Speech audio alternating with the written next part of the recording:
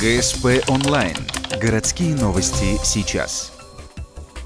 Вторник, 14:30. Городская администрация. Комиссия по размещению нестационарных торговых объектов. Ее участники собираются ежемесячно. Сегодня на повестке дня 6 вопросов. Главный – расширение торговой зоны. Одному из коммерсантов принадлежит павильон. Располагается по улице Оплеснина. Общая площадь ларька – 7 квадратных метров. Предприниматель просит увеличить до 24. На комиссию пришел не в первый раз.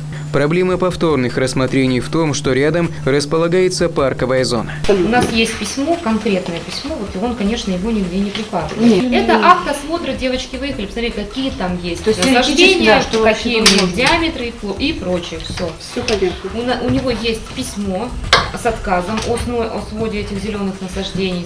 Мужчина с решением комиссии не согласен. Теперь он просит увеличить площадь ларька хотя бы на 1 квадратный метр. На совещании обращают внимание не только на законное увеличение площади, но и на обновление или замену ассортимента. Также из немаловажных вопросов рассматривается еще один – установка новой торговой точки. Установка новых – это, скажем так, вмешательство в общий архитектурный облик города. И для меня это каждый раз самый острый вопрос. И рассматривая каждое предложение предпринимателей, да, хочется и, скажем так, не сильно им отказывать в плане того, что ведение своего бизнеса, в том числе учитывая все наши градостроительные нормы и требования. Индивидуальные предприниматели, получившие отказ, могут подать заявки на рассмотрение комиссии повторно.